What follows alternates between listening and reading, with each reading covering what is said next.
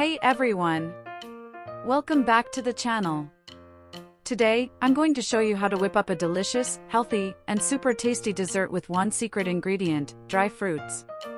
Whether you're craving something sweet or just looking for a guilt-free treat, this recipe is packed with nutrients, flavor, and all the good stuff. So if you want to indulge without the sugar overload, stay tuned as we dive into the world of healthy, dry fruit desserts that are as satisfying as they are nourishing. Let's get started. First, we grate some fresh coconut. This will give our dessert that natural sweetness and rich texture. Look at this beautifully grated coconut. It's soft, white, and full of flavor. This is going to be the heart of our recipe. Now, let's prepare our dry fruits.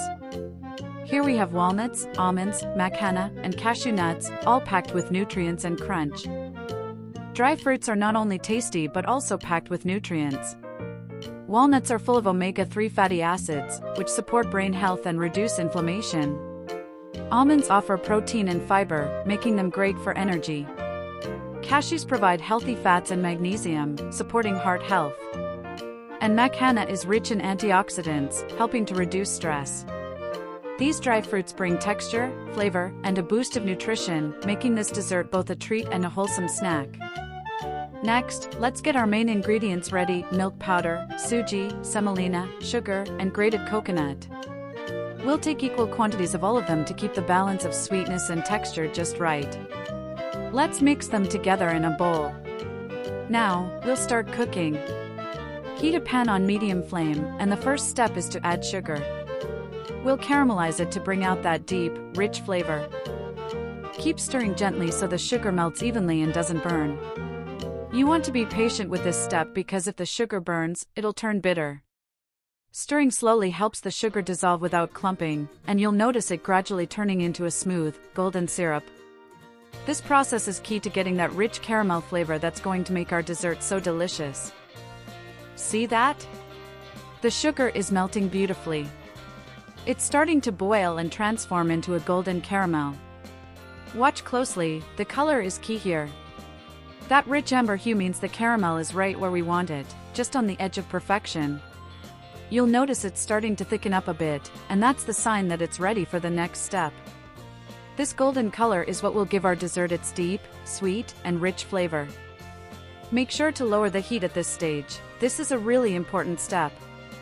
If the heat stays too high, the caramel can burn quickly, and that would ruin the beautiful flavor we've developed so far. By lowering the flame, we ensure that the caramel continues to thicken at a steady pace without losing its smooth texture.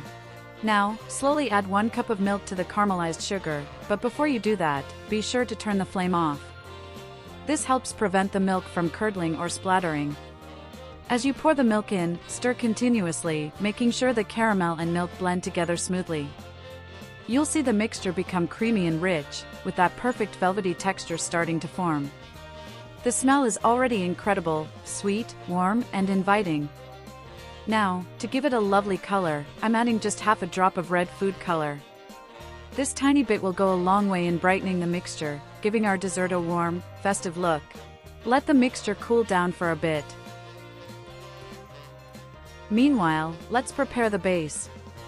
In another pan, add a spoonful of ghee and let it melt slowly on low flame. The smell of ghee melting always fills the kitchen with that comforting aroma, the perfect start to any Indian dessert. Now add suji and roast it slowly. Stir continuously so it doesn't stick to the pan. We want the suji to absorb all that ghee and turn lightly golden.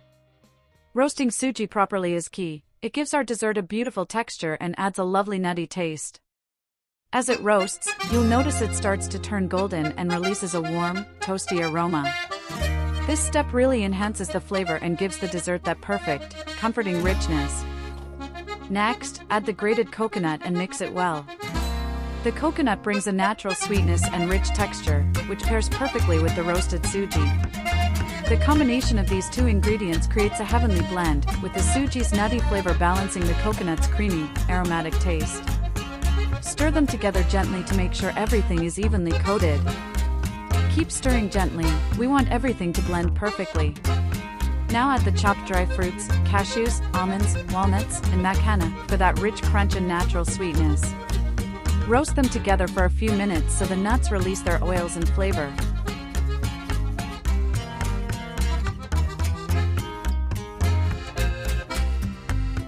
Next, we'll add a little ground cardamom powder. Cardamom is such a special spice in Indian desserts. It adds a warm, aromatic flavor that perfectly complements the sweetness of the coconut and suji. Just a pinch of it is enough to transform the dish, bringing in that unmistakable, comforting fragrance. As it mixes in, you'll start to smell that classic Indian dessert aroma. It's truly irresistible. Now take the melted sugar mixture we made earlier, and to give it a twist, add 3 to 4 pinches of cocoa powder. This will add a subtle chocolatey flavor to our dessert.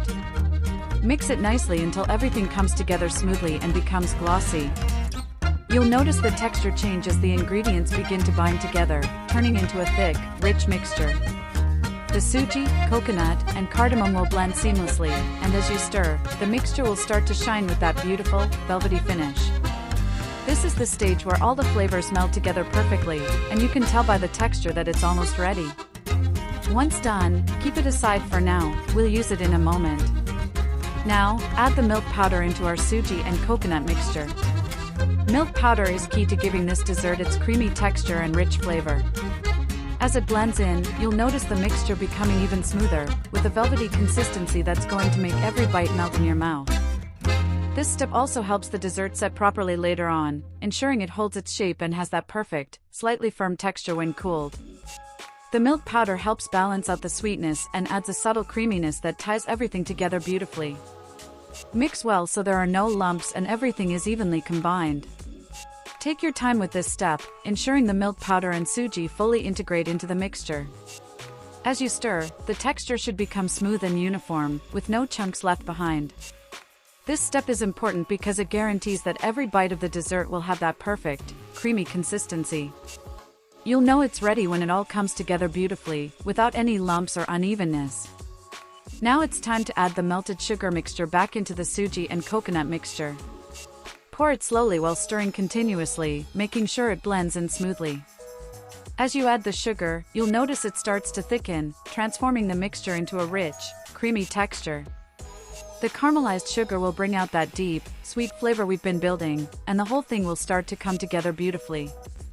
You can already smell the sweet aroma, and the texture will be silky and glossy. This is when everything really starts to take shape, and you can tell it's going to be absolutely delicious. Keep stirring continuously on medium flame. As you stir, the mixture will gradually thicken and become more cohesive. Take your time and let the ingredients cook together slowly. The constant stirring will prevent it from sticking to the pan and ensure it's evenly cooked. You'll notice the texture change, becoming smoother and more pudding-like. You'll notice the mixture becoming thicker and more cohesive as it cooks down, and it will begin to pull away from the edges of the pan. This is a clear sign that it's reached the perfect consistency, not too runny, but thick enough to hold its shape. At this point, it should be smooth, glossy, and slightly firm to the touch, making it ideal for shaping. You've reached the stage where all your hard work is about to pay off.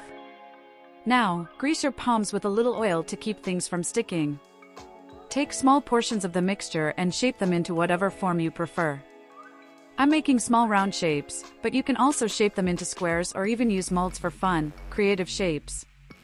I like to add a little dent in the center for decoration, but feel free to get creative with how you shape them. You can also shape them into barfis, ladus, or even use molds to create fun, creative shapes. Barfis are traditionally cut into square or diamond shapes, and they have a smooth, fudgy texture that's perfect for gifting. Ladus are round, bite-sized treats that are easy to make and perfect for sharing. If you're feeling extra creative, you can use molds to create unique shapes like hearts, stars, or even flowers. The beauty of this dessert is that it's so versatile, you can shape it however you like, and it'll look and taste amazing no matter what. And here it is, our beautiful, tasty, and healthy dry fruit dessert. It looks amazing, smells divine, and tastes even better. If you like this recipe, don't forget to hit that like button, subscribe for more delicious desserts, and share this video with your friends. Happy baking, and I'll see you in the next one.